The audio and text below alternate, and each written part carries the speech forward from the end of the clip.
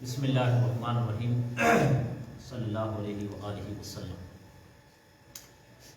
دین سے پھر جانے کا بیان، یعنی کہ ایک آدمی مسلمان ہے اور اچانک وہ مرتد ہو جائے، اسلام کو چھوڑ دے، اسلام سے باغی ہو جائے، اس کا بیان کہ شریعت میں اس آدمی کا کیا حکم ہے۔ اگر خدا نخواستہ کوئی اپنے ایمان اور دین سے پھر گیا تو 3 دن کی مہلت دی جائے، جو اس کو شبہ پڑا ہو اس شبے کا جواب دے دیا جائے گا۔ اگر اتنی مدت میں مسلمان ہو گیا تو خیر ہو گیا، تو خیر نہیں تو ہمیشہ کے لیے قید کر دیں گے، جب توبہ کرے گا تب چھوڑ دیں گے۔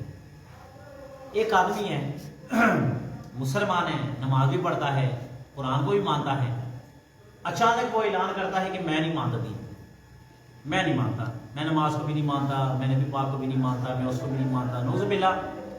اگر ایسا ہو جائے تو اس آدمی کو 3 دن کی مہلت دی جائے کہ بھائی اگر تو دین اسلام سے پھرا ہے تو بتا کس بات سے پھرا ہے، آخر وہ کون سی بات تھی کہ جو تیرے دل میں کھٹکن شبہ پیدا کر رہی ہے کہ تو کہتا ہے کہ میں اس وجہ سے متنفر ہو گیا، بتا، ہم تیری اس دل کی کھٹکن کو دور کریں، سمجھایا جائے گا، مہلت دی جائے گی۔ اگر وہ دوبارہ لوٹ آئے تو ٹھیک ہے، اور اگر نہیں لوٹے گا تو یہاں پر یہ لکھا ہے کہ ہمیشہ کے لیے اس کو قید کر دیں گے، قید کر دیں گے، تاکہ خود تو کیا ہے ایک شریر راستے پر چل پڑا تاکہ دوسروں کو تو نہ گمراہ کرے یا اس کے اکٹھے گانا آ جائے۔ اگر وہ توبہ کر لے تو تب اس کو چھوڑ دیا جائے گا۔ جب کسی نے کفر کا کلمہ زبان سے نکالا تو ایمان جاتا رہا، اور جتنی نیکیاں اور عبادت اس نے کی تھی سب اکارت کی، نکاح ٹوٹ گیا۔ اگر فرض حج کر چکا ہے تو وہ بھی ٹوٹ گیا۔ اب اگر توبہ کر کے پھر مسلمان ہوا تو اپنا نکاح پھر سے پڑھوائے اور پھر دوسرا حج کرے۔ ایک آدمی ہے، کلمہ کفر کہتا ہے، کلمہ کفر مثال کے طور پر وہ نعوذ باللہ وہ کہتا ہے میں خدا کو نہیں مانتا، ٹھیک ہے، میں خدا کو نہیں مانتا، میں نبی پاک صلی اللہ علیہ وآلہ وسلم کو آخری نبی نہیں مانتا۔ اب وہ یہ کلمہ کفر، اگر وہ آدمی شادی شدہ ہے تو اس آدمی کا نکاح اس عورت سے ٹوٹ جائے گا، وہ عورت اس پر کیا ہوگی، حرام ہوگی، اور وہ عورت اپنے مرد پر حرام ہوگی۔ اب یہ دونوں آپس میں ایسے ہیں اجنبی، اس عورت کا اپنے میاں کو اور میاں کا اپنی بیوی کو دیکھنا بالکل جائز نہیں، ان کا آپس میں رہنا شریعت کہتی ہے ختم ہو گیا، کیونکہ کافر اور مسلمان آپس میں اکٹھے نہیں رہ سکتے، ضابطہ تو یہ ہے نا، نہیں رہ سکتے۔ دوسرا، اگر اس آدمی نے جتنے بھی اپنی زندگی میں نیکیاں کی ہیں، مسجد بنائی، قرآن لے کر دیے، طالب علموں پر پیسہ خرچا، راستے بنوائے، سڑکیں بنوائی ہیں، جو کچھ کیا، حج کیا، شریعت کہتی سب کچھ باطل ختم ہو گیا، ختم ہو گیا۔ مثال، اب آپ کہیں گے یہ کیسے ہو سکتا ہے؟ آپ ایک پلازہ تعمیر کرتے ہیں، اس پر بڑے خوبصورت ٹائل لگواتے ہیں، نینو نقش ہوتا ہے، بڑی خوبصورت تعمیر ہوتی ہے، اور اس پر زلزلہ آ جائے، وہ سارا کچھ گر جائے، اب آپ کو جا کر بندہ بتا دے کہ بھئی آپ کا پلازہ گر گیا، سارا کچھ مٹ گیا، آپ کہیں گے یہ کیسے ہو سکتا ہے؟ مجھے بتاؤ، جب زلزلہ آ جائے سارا کچھ گر جائے، سارا کچھ ٹوٹ ہی جائے گا نا، ختم ہو جائے گی۔ یہ جو زلزلہ آیا یہ اس کی ایمان کو زلزلہ آیا، اس کی ایمان کو خراب دیا اور ختم کر دیا۔ اب اگر یہ دوبارہ مسلمان ہوتا ہے تو اس بیوی سے اس کا دوبارہ نکاح ہوگا۔ اگر یہ مسلمان ہو گیا، مالدار ہے، تو اس کو دوبارہ حج اس پر فرض ہو گیا، اس کو حج کرنا پڑے گا۔ تو اتنی بڑی یہ نحوست والی بات ہے، اگر بندہ کافر ہو جائے، کلمہ کفر منہ سے نکل آئے تو بندہ کافر ہو جاتا ہے۔ لہٰذا جب بھی کوئی لفظ بولو پہلے تولو پھر بولو، ایسے الفاظ کبھی نہیں بولنے چاہیے کہ جو انسان کو ایمان سے ہی ختم کر دے، عاری کر دے۔ اسی طرح اگر کسی میاں توبہ پہ دین ہو جائے تو بھی نکاح جاتا رہا، اب وہ جب تک توبہ کر کے پھر سے نکاح نہ کرے، عورت سے کچھ واسطہ نہ رکھے۔ اگر کوئی معاملہ میاں بیوی کا سا ہو تو عورت کو بھی گناہ ہوگا، اور اگر وہ زبردستی کرے تو اس کو سب سے ظاہر کر دے، شرمائی نہیں، دین کی بات میں کیا شرم۔ دیکھیں، مرد ہے، اس نے کلمہ کفر کہہ دیا، عورت ہے، اس نے کلمہ کفر کہہ دیا، عورت نے کلمہ کفر کہہ دیا، یہ مرد پر حرام ہوگی کیونکہ وہ کافر ہو گئی، اور کافر عورت کے ساتھ مسلمان نکاح نہیں کر سکتا۔ تو اب ایسی بات نہیں۔ اور اگر میاں کافر ہو گیا، عورت کو پتہ چل گیا، تو عورت کو چاہیے کہ یہ سب کے سامنے ظاہر کر دے پہلی بات اس کو بتا دیں کہ اب تیرا میرا کوئی واسطہ نہیں ہے، کوئی تعلق نہیں ہے، کیونکہ تو کافر ہے، میں مسلمان ہوں، میں شریعت کو ماننے والی، تو نے شریعت کی بغاوت کر دی، اب تیرا میرا کوئی واسطہ نہیں۔ اور اگر پھر بھی زبردستی کرے تو وہ کیا کہتے ہیں کہ بتائے، اس میں شرمانے دین کی بات میں شرمانے کی کوئی بات نہیں ہے۔ جب کفر کا کلمہ زبان سے نکالا تو ایمان جاتا رہا، اگر ہنسی دل لگی میں کفر کی بات کہے اور دل میں نہ ہو تب بھی یہی حکم ہے، جیسے کسی نے کہا خدا کو اتنی قدرت نہیں جو فلانا کام کر دے، اس کا جواب دیا ہاں نہیں ہے، تو اس کہنے سے کافر ہوگی۔ اب دیکھیں بعض بندے کہتے ہیں شغل لا لیا، شغل میں کہتے ہیں، میں نے خود ایک بندے کو سنا، ایک بندے سے اس کی لڑائی ہوئی ہے، اس نے کہا تو مجھے جانتا نہیں، دوسرے بندے نے اس کو کہا نعوذ باللہ، کہتا تو اللہ کا سارا لگتا ہے، استغفر اللہ، یہ کلمہ میں نے خود اپنے کان سے سنا اور میں نے کہا یا اللہ توبہ، یا اللہ توبہ، اللہ کا۔ یہ دیکھو اسی بات پر تو ہمارا اختلاف ہے، عیسائی سے اس بات پر اختلاف ہو خدا عیسیٰ علیہ السلام کو اللہ کا بیٹا مانتے ہیں، اور قرآن مجید میں کیا قل هو اللہ احد اللہ الصمد لم یلد ولم یولد ولم یکن له کفوا احد، کہ نہ اس سے کوئی پیدا ہوا اور نہ ہی اس کو کسی نے پیدا کیا، اس نے تمام مخلوقات کو پیدا کیا، ٹھیک ہے۔ یہ جو آپس میں بیوی میاں بیوی والا طلاق ہے، ایسا نہیں ہے۔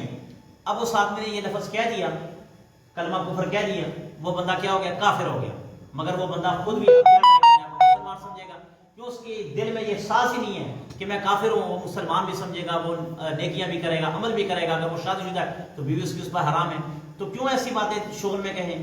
ایسے شغل کا فائدہ کیا جو تمہارے ایمان کو جلا کے رکھ دے۔ کسی نے کہا اٹھو نماز پڑھو، جواب دیا کون اٹھک بیٹھے کرے، یا کسی نے روزے رکھنے کو کہا تو جواب دیا کہ کون بھوکا مرے، یا کہا روزہ وہ رکھے جس کے گھر کھانا نہ ہو، یہ سب کفر ہے۔ اب دیکھو ایک آدمی کو کہا نماز پڑھو، وہ کہتے ہیں یار اتنی سردی میں کون نماز پڑھے گا، کون اتنے ٹھنڈے پانی سے وضو کرے گا، ختم۔ اسی طرح ایک بندے کو کہا کہ تم روزے رکھو، وہ کہتا روزے وہ رکھے جس کے گھر میں آٹا نہ ہو، جس کے گھر میں آٹا نہ ہو، وہ روزے رکھے۔ یاد رکھنا کلمہ کفر اتنی بری چیز ہے۔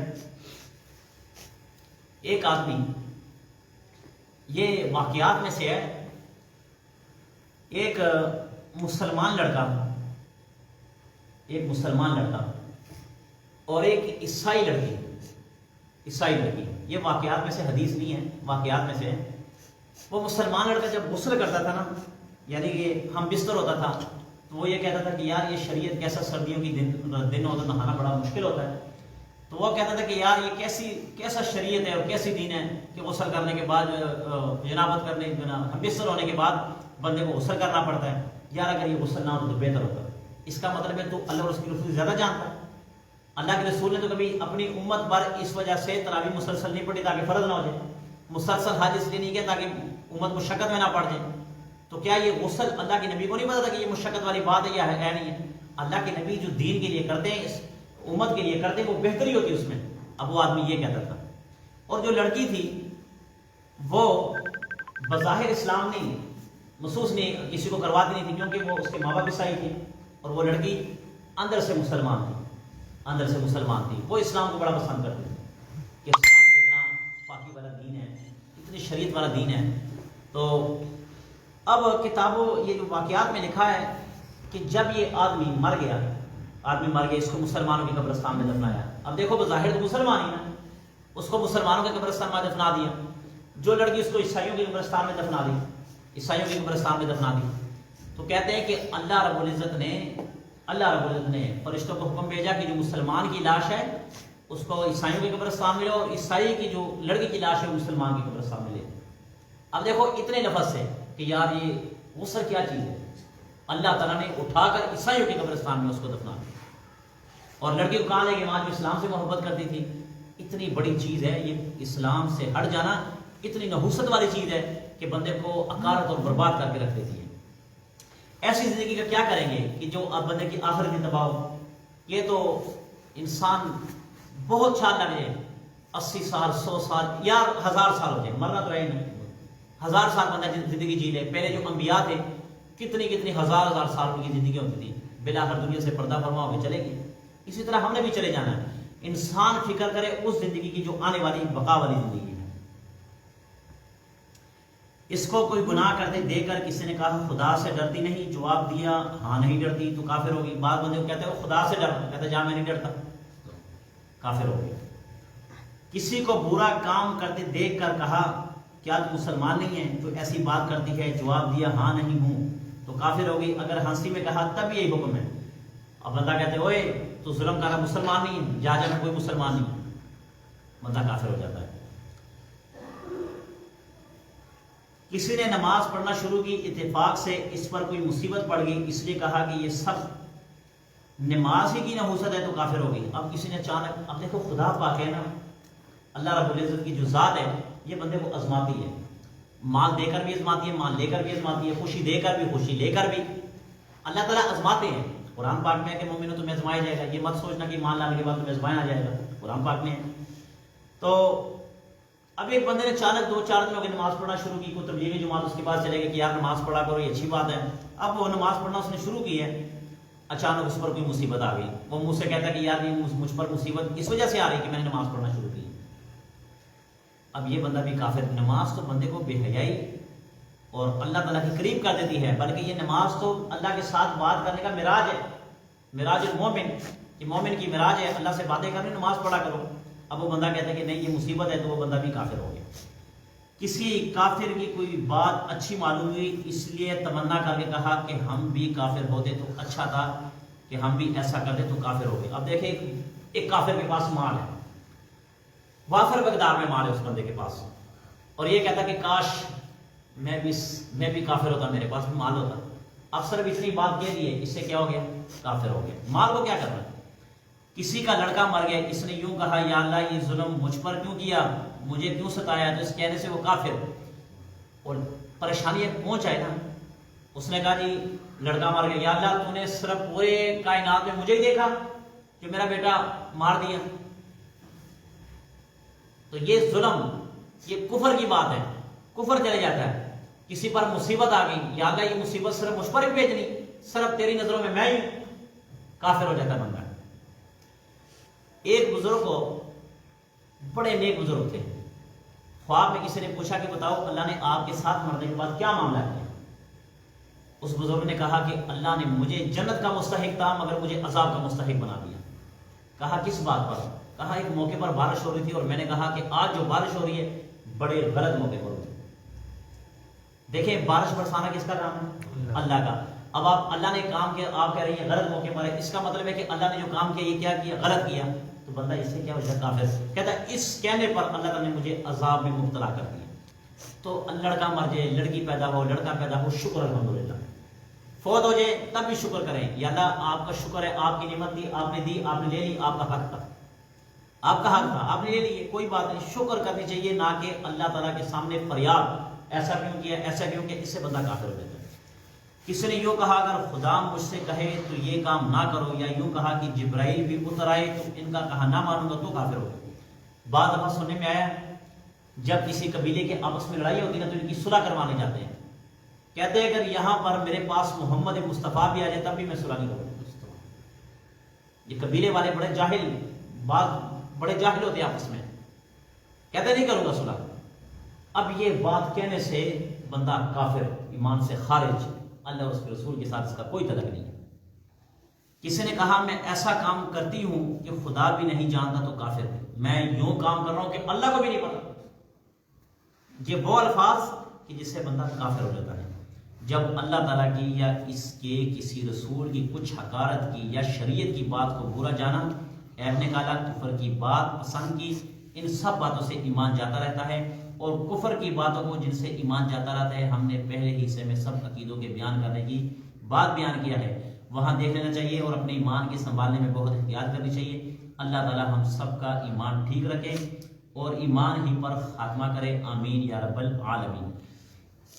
شریعت میں کوئی عیب ڈھونڈنا، نبی پاک صلی اللہ علیہ وسلم کی سنتوں میں کوئی عیب ڈھونڈنا، مجھے شریعت کی یہ بات پسند نہیں، مجھے نبی صلی اللہ علیہ وسلم کی یہ سنت پسند نہیں، یہ عیب ہوتا ہے۔